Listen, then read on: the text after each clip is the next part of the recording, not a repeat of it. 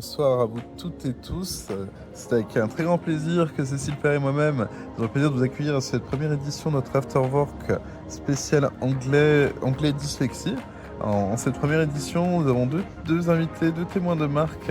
L'une du côté de la Ville Rose en distanciel, avec les joies du distanciel, donc Carole Bladon, enseignante en anglais, spécialisée auprès des publics, des apprenants dyslexiques, et Philippe Trottin, directeur de la mission handicap accessibilité de Microsoft France. On fera le plaisir de partager comment à travers son expérience et à travers la belle entreprise prend des solutions inclusives qu'est Microsoft, comment comment utiliser le numérique, le digital, les intelligences artificielles au service de l'inclusion et notamment en tant qu'apprenant dyslexique. Voilà pour cette introduction. C'est à toi Cécile. Je t'en prie. À tous, effectivement. Alors, Afterwork en format hybride, c'est la question de la technologie. Il y a pour le moment 4 personnes qui sont présentes dans la salle et puis quasiment autant qui sont connectées. Et donc, nous avons effectivement le plaisir d'accueillir Carole Bladon et Philippe Trottin. Je vais laisser d'abord se présenter rapidement. Carole, honneur aux éloignés. Avec la distance, bonsoir à tous. Je suis Carole Bladon, donc je dirige l'organisme de formation Langue Passion et m'occupe d'accompagner des personnes atteintes de dyslexie en anglais, donc du collégien à l'adulte en activité. Et voilà, c'est mon quotidien, donc c'est un sujet que je connais bien et qui me passionne pour être maman d'un enfant dyslexique, enfin d'un ado maintenant, 17 ans et demi, donc c'est plutôt un ado, un jeune ado, et pour avoir eu beaucoup de difficultés lors de son entrée en 6e pour son acquisition de l'anglais. Donc voilà, une des raisons qui m'ont poussée à aider les autres mamans et les autres jeunes à parler anglais. Voilà, et je suis basée à Toulouse. Merci Carole. Philippe. Bonsoir à tous et à toutes. Donc, moi, c'est Philippe Trottin. Je suis à la fois le directeur de la mission handicap de Microsoft France et je suis en charge des sujets d'accessibilité numérique. Et au passage, je suis dysorthographe. Donc, il a bien fallu que j'apprenne aussi l'anglais, moi. Alors, quand on est dysorthographe, on a aussi un petit peu dyslexique, hein. Il y a beaucoup de liens finalement entre les différents dys. Et donc, à l'époque, ça a été une grosse insistance de ma mère pour pouvoir pousser à fond sur l'anglais, parce que on savait que c'était incontournable, mais on n'avait pas d'outils numériques à l'époque. Alors effectivement, je rebondis. Pourquoi nous avons proposé cet afterwork aujourd'hui, c'est que de nos jours, l'anglais est incontournable et qu'on voit bien que tant au niveau des études et de la validation de certains diplômes, au niveau de la recherche d'emploi, la maîtrise de l'anglais est un incontournable. Carole, comment accompagnez-vous les étudiants, les jeunes diplômés, les professionnels neuroatypiques dans l'évaluation de leur niveau d'anglais? Il y a en général 2 choses. Il y a un premier entretien, ils viennent spontanément vers moi pour discuter de leurs difficultés et ils m'expliquaient, en général, on me donne tous les éléments à l'oral de leurs difficultés. Donc, ils sont capables de me dire j'entends pas, je comprends pas, j'arrive pas à écrire. Et mon niveau, en général, j'entends souvent mon niveau est nul, alors que c'est rarement le cas. On est rarement nul en anglais. Et par contre, c'est vrai qu'il y a quand même beaucoup de lacunes. Donc, il y a un premier entretien oral où on va un petit peu dégrossir et on va faire un premier bilan. Et ensuite, je leur propose souvent un test écrit, notamment parce que souvent, c'est des personnes qui vont financer leur formation par le CPF, donc il y a une obligation de passage de test écrit. Et ça me permet aussi de voir, alors par rapport à ce qui m'a été dit au moment de l'oral, ça me permet de voir, d'évaluer à peu près leur niveau et de proposer un test adapté, donc du niveau A1 ou niveau, en général, on s'arrête au B1 parce que B2, ils n'ont pas forcément besoin, ou alors B2, on sait déjà quel est leur niveau et on va travailler plus sur de l'anglais professionnel. Donc en général, c'est entre le A2 et le B1. Pour les plus bas niveaux, ça va être du A. Mais de toute façon, après, je reprends tout de zéro. Donc voilà, je propose un test, à la fois un entretien oral basé sur ce que va me dire la personne et ensuite un entretien, un écrit, test écrit, une 60aine de questions basé sur le niveau d'anglais estimé, bien sûr, et ça va me donner des pistes pour après voir où est-ce qu'il y a des lacunes. Est-ce que vous pouvez nous rappeler à quoi correspondent ces niveaux A1, B1? Il y a peut-être des gens dans l'assistance qui ne savent pas ce que c'est. Oui, alors ces niveaux-là, donc 1, c'est le moins bon, hein, c'est pas le meilleur, contrairement à l'école. Normalement, à l'école, c'est bon, A1, non, c'est pas bon. C'est niveau, alors on va dire niveau 6e, fin de 6e.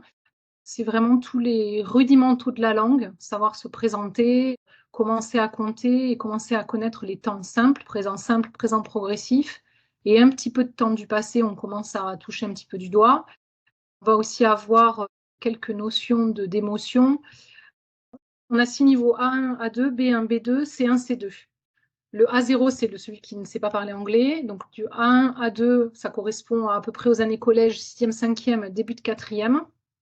Donc le A2, on va commencer à développer un petit peu d'aisance orale et à extrapoler, à mettre des petits mots de liaison et à commencer à faire des phrases un petit peu plus complexes et à commencer à maîtriser d'autres temps, notamment le prétérit, le fameux prétérit qui fait peur à tout le monde avec ses verbes irréguliers, le prétérit progressif, et puis quelques phrases un petit peu plus sophistiquées. Ensuite, on a le B1 qui est le niveau autonome, le début du niveau autonome avec la maîtrise totale des temps et évidemment tout le vocabulaire. On va commencer à être de plus en plus à l'aise et notamment on est capable de se débrouiller dans toute situation en général connue. Le B2, c'est la même chose mais sur des situations moins connues où on va être capable de réagir et d'agir sans être trop gêné. Même si on a un manque de vocabulaire, on va pouvoir s'exprimer. Et c'est toujours pareil, c'est une question de syntaxe de phrase, de complexité de la réponse. Donc, on est sur du niveau autonome. Le B2, c'est le niveau minimum qui est exigeant. On va sans doute en parler après pour des bacs plus 5 sur des niveaux ingénieurs, des niveaux cadres, etc. Le B1, en général, est demandé en entreprise. Alors, après le C1, le C2, c'est le natif. Le C1, c'est quelqu'un qui est en immersion totale. Quelqu'un comme moi qui va toute la journée manipuler l'anglais, parler anglais dans un contexte technique, international. Voilà, donc ça peut être tout à fait un français poste ou en immersion totale dans un pays. Voilà, pour parler des niveaux, et c'est ce qu'on appelle le CECRL, donc le référencement européen pour certains diplômes. Donc c'est important, surtout quand on passe un diplôme, de bien se préoccuper de ce référencement. C'est un référencement du coup qui est valable dans toute l'Europe. Normalement, tout le monde. Alors, Monde, ouais. on ne va pas forcément parler d'examen ici, mais par exemple, moi, je travaille avec le Chloé des CCI, donc qui est reconnu au niveau français, mais il est reconnu au niveau CECRL, donc européen. Et vous, Philippe, par rapport à Microsoft, quels sont les attendus en termes de niveau d'anglais pour rejoindre l'entreprise Microsoft? Alors, il y a plusieurs choses à dire par rapport à une entreprise comme Microsoft, puisque on va avoir des développeurs. Les développeurs, forcément, doivent avoir la capacité de lire de l'anglais, puisque quand on fait du code informatique, la plupart de la littérature est en anglais. Donc, si on n'est pas en capacité de lire, on ne s'y retrouve pas et on ne peut pas faire ce métier. On a chez nous à peu près 98% de cadres chez Microsoft en France. Donc, forcément, ils ont des niveaux Bac plus 5. Donc, ce qui a été dit précédemment est vrai, c'est-à-dire il y a un niveau minimum attendu parce que les gens qui ont eu un diplôme d'ingénieur ont forcément ce niveau-là. Ça peut être aussi l'école de commerce d'ailleurs, parce que ingénieur commerce. Après, si on regarde un petit peu d'un point d'utilisation au quotidien de l'anglais, on a finalement deux catégories, on va dire, de gens. On a des gens qui travaillent pour le secteur public en France, sur lequel les gens font du 100% français, donc ils ne sont pas amenés à utiliser leur niveau d'anglais au quotidien et donc probablement vont le perdre et vont avoir du mal à maintenir, parce que si on n'utilise pas l'anglais, on va en parler tout à l'heure, mais on a forcément, la pratique est importante, et puis on s'aperçoit qu'en fonction des périodes dans l'entreprise, moi à une époque, par exemple, je travaillais avec une quinzaine de personnes en Inde et on avait des échanges au quotidien. Forcément, on a un niveau d'anglais qui n'est pas le même que si on parle une fois par semaine. Donc forcément, on a la pratique, le vocabulaire que l'on va peut-être un peu perdre, un peu oublier, ou les automatismes que l'on met en place quand on reste dans un pays. D'ailleurs, on s'en aperçoit vite. Finalement, on finit par rêver en anglais et par ne penser plus qu'en anglais. Moi, après une journée où j'ai fait de l'anglais quasiment toute la journée, le soir, j'ai énormément de mal à re-switcher sur le français. J'arrive pas à tout retraduire en anglais dans ma tête. C'est d'ailleurs extrêmement fatigant. Et puis, dans une entreprise comme Microsoft, à la limite, dès qu'on commence à vouloir monter en hiérarchie avec un certain niveau de responsabilité, forcément, on a nos contreparties à l'étranger. Donc, quand on va progresser, moi, je suis arrivé en tant que consultant junior, par exemple, dans l'entreprise, je ne demandais pas forcément de niveau d'anglais. Par contre, à mon niveau, maintenant, si je ne parle pas anglais, on me demande quel est l'impact que j'ai pu avoir, quel est le partage que j'ai pu faire des pratiques qu'on a mis en place par rapport à des pays européens ou à des pays ou aux États-Unis. Et donc, c'est une obligation finalement pour tous les cadres à un certain niveau d'avoir une très bonne pratique de l'anglais. Alors, on va pas dire bilingue au sens C1 comme c'était évoqué tout à l'heure, mais on a quand même un bon niveau attendu. B2. B2+, on va dire. Voilà. B2+. Ça veut dire que pour penser progression en entreprise, l'anglais va devenir quelque chose d'incontournable. Quelqu'un qui se fait rentrer sans être pratiquant. On se rend compte aussi que l'anglais, on le pratique beaucoup à cause de nos clients. Il y a l'interne pour les gens qui font vraiment du management, mais pour les gens qui vont être en accompagnement des clients, ça peut être des consultants, des commerciaux. Quand on travaille avec des structures, alors moi je travaille en ce moment par exemple avec LVMH, avec L'Oréal, avec Total Energy, enfin avec toutes ces structures-là, forcément c'est des entreprises internationales, donc de temps en temps ils nous demandent de faire des présentations en français et puis de re-switcher sur des présentations en anglais pour couvrir l'Asie, les États-Unis. Donc ils ont absolument besoin d'avoir des formats dans 2 langues. Oui. Donc à un moment la maîtrise est nécessaire. Du coup, Carole, quelles sont les méthodes, les outils que vous utilisez pour faciliter l'apprentissage de l'anglais, notamment pour les personnes dyslexiques? Alors en anglais, j'utilise la méthode d'Odile Gaulier, qui est la méthode, je vais vous expliquer un petit peu, je vais vous faire un petit peu l'histoire. Apprendre une langue, c'est apprendre la relation grapho-phonémique. On s'adresse à des dyslexiques, donc je vois, j'écris, je prononce et j'entends. Donc ce qui est important, c'est de développer les fameuses 4 compétences de la langue, donc écouter, lire, parler, écrire. Et il y a souvent un décalage, on se rend compte à l'école, notamment on sait lire, mais on ne sait pas s'exprimer parce que quand on est 35 ou 40 en classe, c'est difficile de s'exprimer devant les autres, etc. Dans la méthode d'Odile, on se préoccupe de faire la relation entre le phonème et le graphème. À titre de comparaison, on va parler de l'italien qui est une langue transparente. Il n'y a que 25 phonèmes. Pour rappel, un phonème... Merci. J'allais vous poser la question, le phonème. Alors le phonème, voilà, c'est ce que je vais l'expliquer, le phonème, parce que, alors, pour faire le lien avec la dyslexie de mon fils, quand j'avais l'orthophoniste qui me disait, alors oui, il a un problème entre le phonème et le graphème, moi je lui disais, mais je ne sais pas ce que c'est. Donc voilà, c'est important aussi de se mettre au niveau des gens quand on explique les difficultés. Le phonème, en fait, ça va être comment je vais expliquer ça? Voilà, c'est le son en fait, c'est le son le son qui va ensuite faire des syllabes, qui va faire un mot. Donc un phonème, oui, c'est littéralement le son qui sort de notre bouche et qu'on va devoir ensuite transcrire en graphie, en graphème, c'est-à-dire à l'écrit. Et la difficulté de l'anglais, là, je vais attaquer sur l'italien. On a 25 phonèmes en italien pour 33 graphèmes, ça veut dire qu'on a très peu d'écart entre ce qu'on entend et ce qu'on va écrire. En français, on en a 35 phonèmes pour 190 graphèmes, donc ça commence à se compliquer.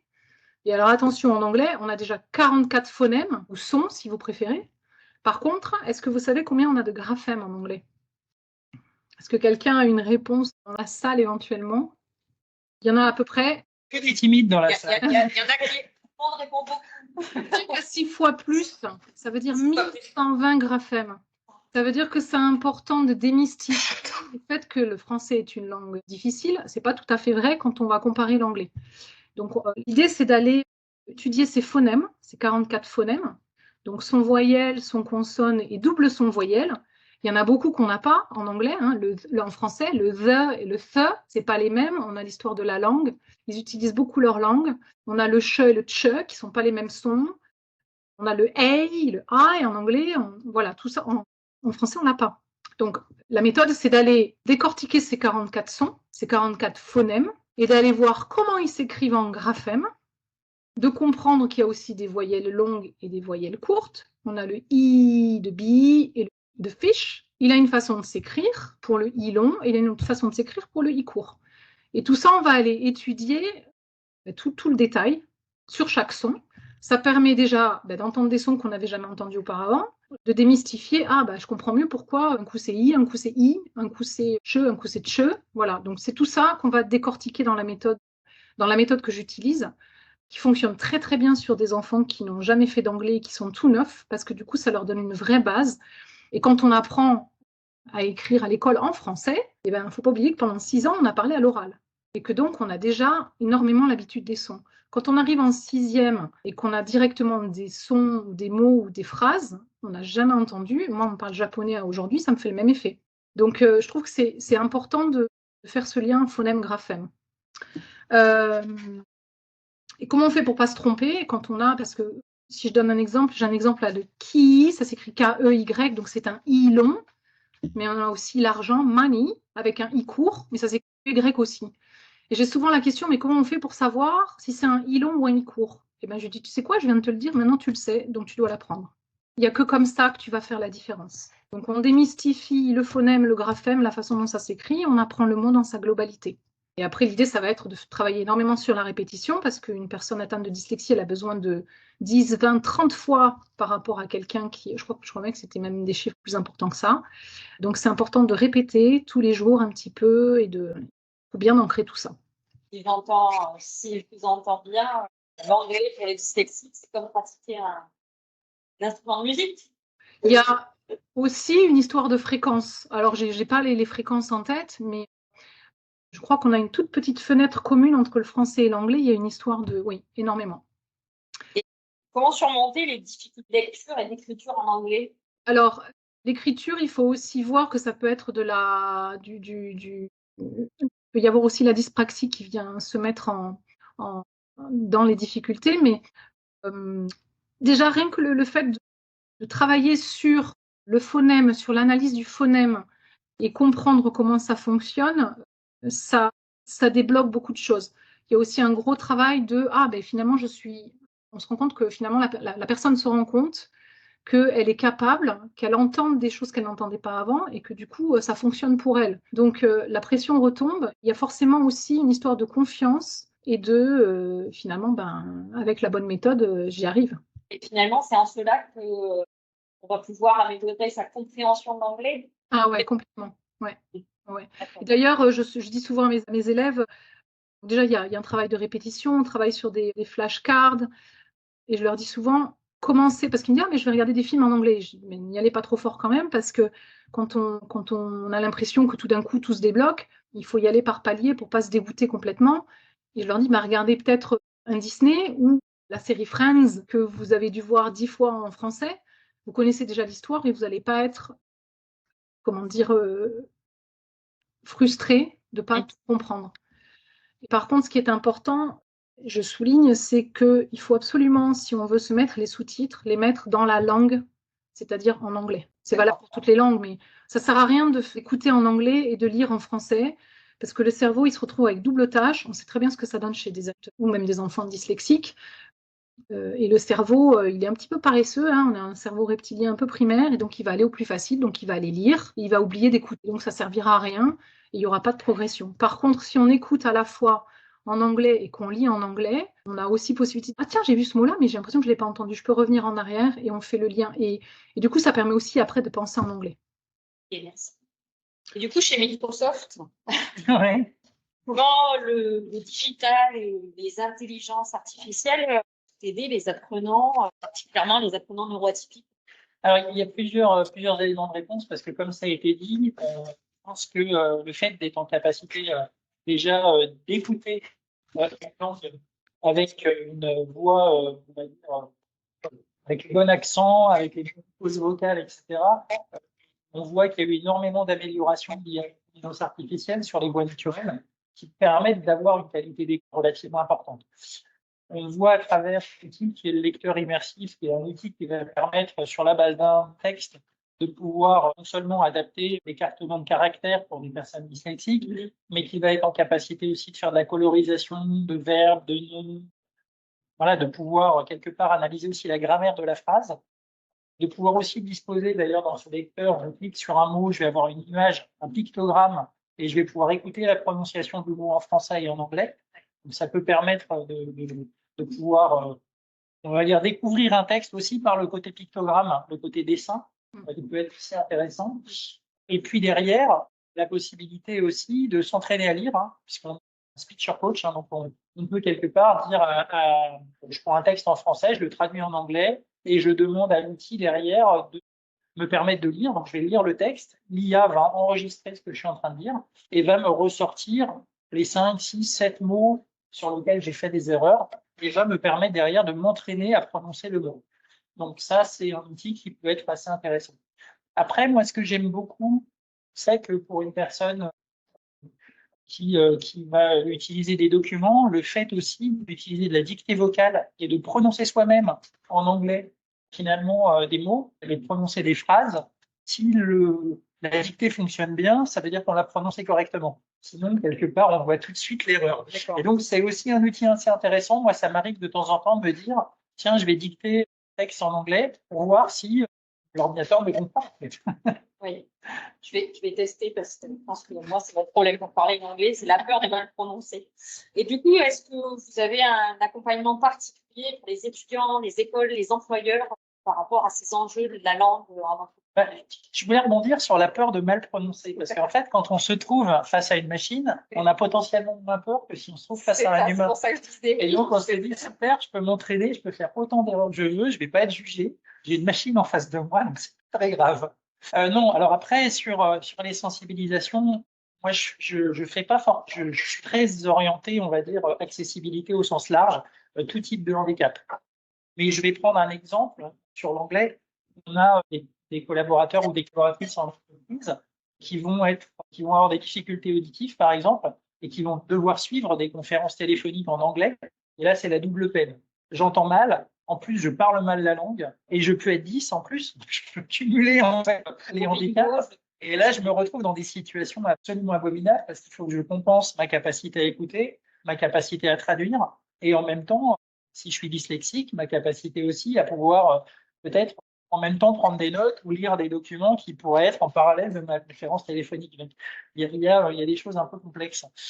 Sans ça, on va dans les écoles, en fait, présenter les outils, présenter les solutions, de façon à ce que les gens puissent les maîtriser, les comprendre, les utiliser. Et puis, on aime beaucoup prendre du retour utilisateur, du retour terrain. Je vais, par exemple, à Rennes la semaine prochaine pour former des enseignants en enseignement catholique en Bretagne, typiquement, ou sur lequel ils veulent voir un peu comment l'intelligence artificielle peut les aider dans leur méthode d'apprentissage. On a la possibilité, par exemple, dans Teams version éducation, la possibilité d'envoyer un texte à des élèves pour leur demander de s'entraîner à lire. Et donc, on enregistre à la fois la voix et le mode un peu karaoké, c'est-à-dire on voit un peu ce qui est prononcé en termes de mots et donne une évaluation, l'intelligence artificielle donne une évaluation, et l'enseignant va pouvoir dire, vous vous entraînez jusqu'à ce que vous ayez atteint tel niveau. Et donc, quelque part, ça permet aussi de prendre une photo à un moment donné de la classe et de voir le niveau des différents élèves, et puis de voir s'ils ont progressé de façon plus facile en distribuant, on va dire, des devoirs à travers Teams. Donc, je choisis un texte, je vais pouvoir aussi m'adapter au lecteur, parce que dans une classe, on peut avoir un niveau très hétérogène. Donc, l'enseignant va pouvoir dire, moi, je crée des groupes par niveau au sein de ma classe, je distribue un texte et je dis à mes élèves, entraînez-vous à lire à travers l'intelligence artificielle. Et derrière, je vais retrouver un tableau de bord qui va me permettre de voir un peu les progrès, la qualité de lecture, va pouvoir me permettre, si j'ai un doute, d'écouter la prononciation de l'élève. Je vais avoir tous ces enregistrements à ma disposition pour me permettre, en tant qu'enseignant, finalement, d'être plus efficace vis-à-vis de la classe. Oui, donc là, on voit vraiment l'intérêt de l'intelligence artificielle comme un soutien de la pédagogie. Ce qui a été dit très justement tout à l'heure, c'est que quand on est 30 élèves en France dans une classe, les 30 élèves vont s'exprimer, allez, 3 minutes, et encore pas 3 minutes à chaque coup, 3 minutes, un cours sur 2. Donc, quelque part, c'est pas suffisant. Et donc, si on veut effectivement que les élèves développent leur capacité orale, il faut s'aider d'outils automatiques.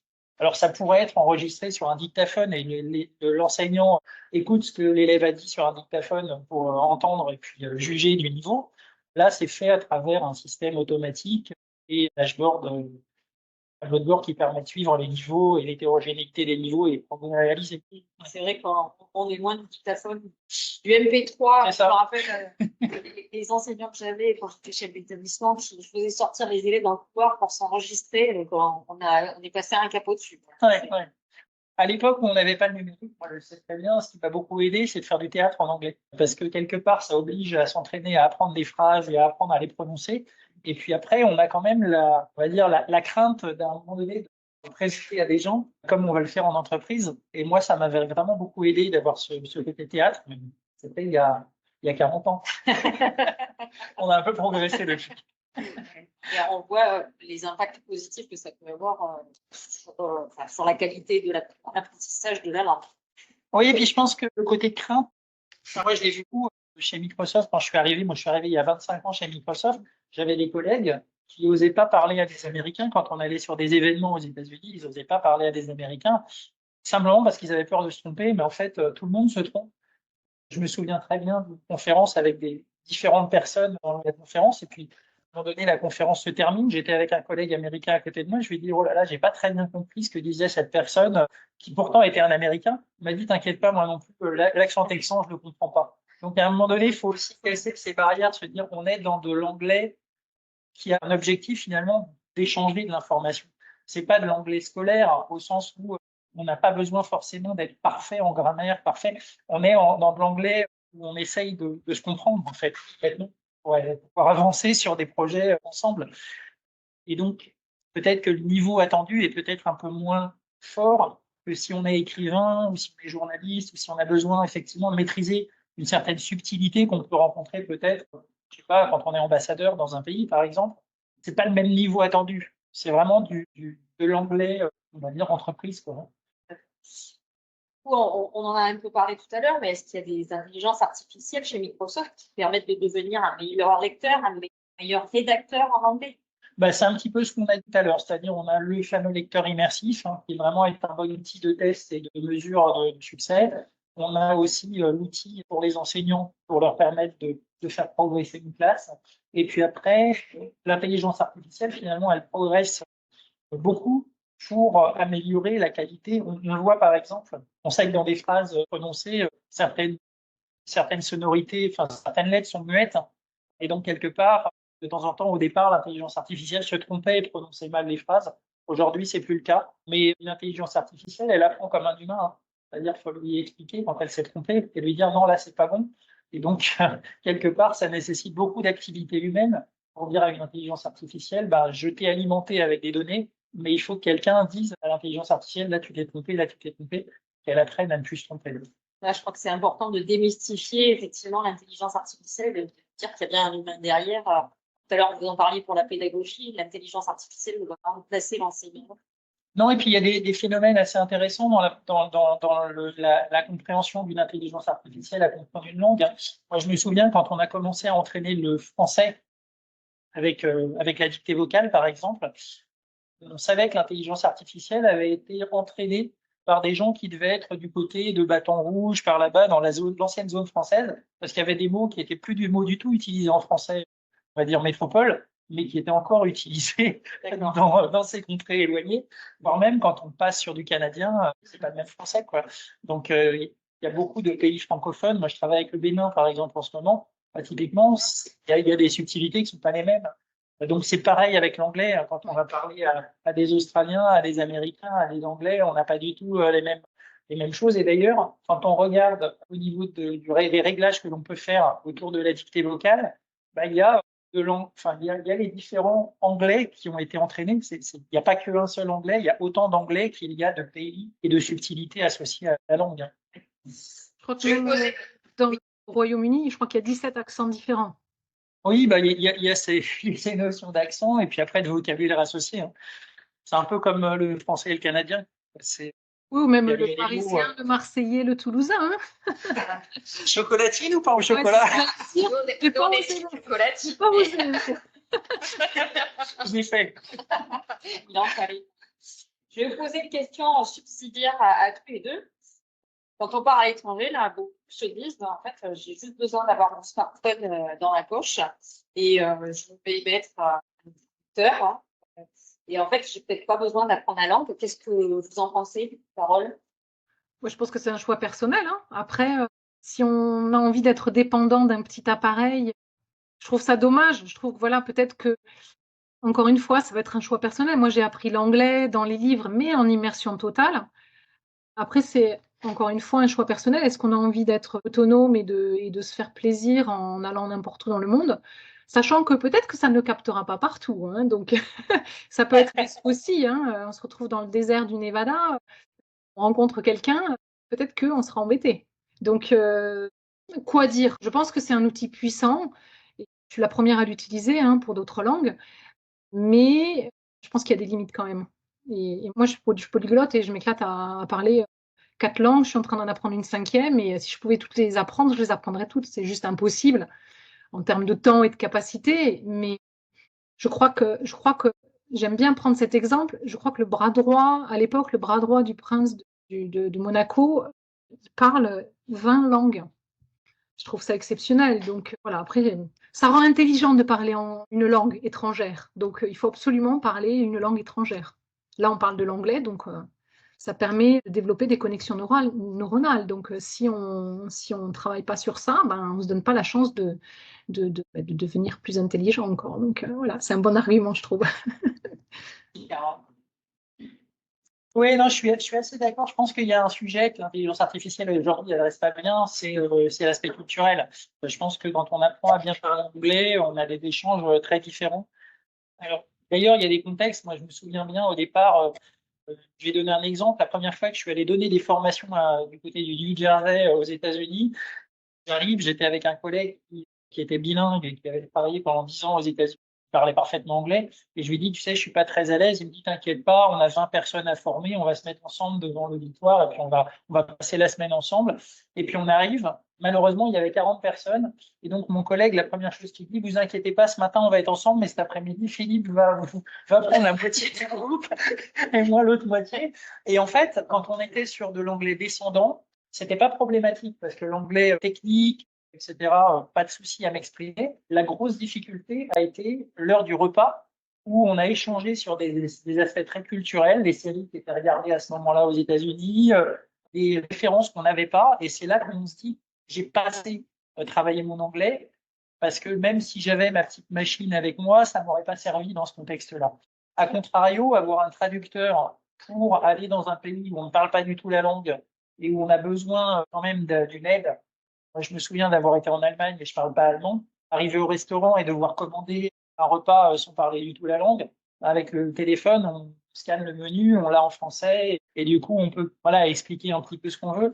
Et peut-être que pour l'anglais, ça peut amener une capacité à aller rechercher des mots de vocabulaire supplémentaires et à s'enrichir. Moi, je le vois plus comme étant, j'ai un dictionnaire avec moi, hein, il y a un mot que je ne trouve pas. Je sais que j'ai une petite aide pour le faire. J'aurais pu utiliser un dictionnaire, mais ça va aller plus vite avec un écran et un clavier. Donc, moi, je le vois plus comme un dictionnaire plus, en fait, dans un contexte où on veut s'améliorer en anglais. On va arriver à la fin de l'échange comme ça et on permettra aux personnes qui sont en ligne et dans la salle de poser des questions. Est-ce que vous auriez un dernier petit mot à dire pour les dyslexiques qui apprennent, qui souhaitent apprendre l'anglais? Carole? Alors moi, ce que j'ai à dire, c'est que les dyslexiques, ils peuvent tout à fait apprendre l'anglais.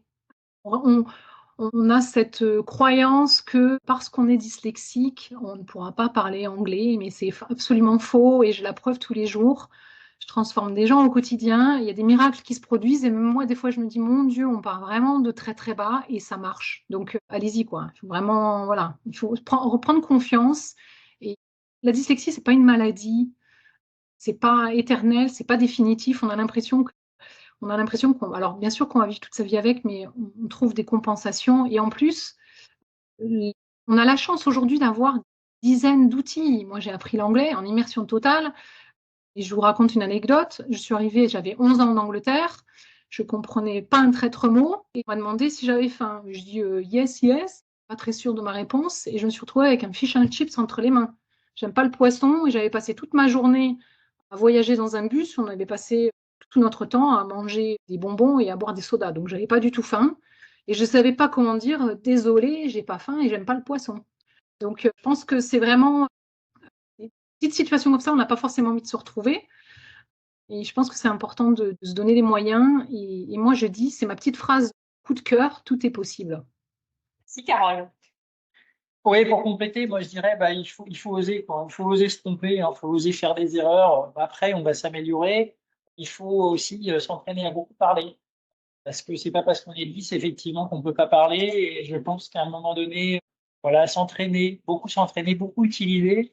pas forcément utiliser de façon intensive sur une journée puis s'arrêter, mais se dire finalement toutes les semaines, c'est un petit peu d'apprentissage supplémentaire pour m'améliorer. Parce que moi, je suis pas trop dans des situations où j'ai des gens qui sont en vrai apprentissage de base.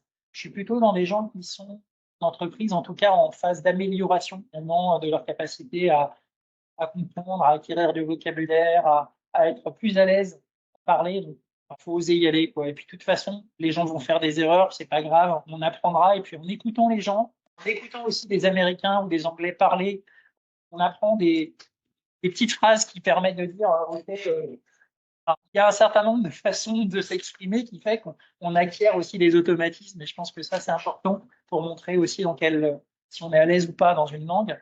Je pense que, voilà, il faut y aller. Ok, merci beaucoup. Et maintenant, si vous avez des questions à poser à nos intervenants dans la salle ou à distance, on va pouvoir réouvrir les micros éventuellement. En tout cas, je te laisse gérer. Nous écoutons. Peut-être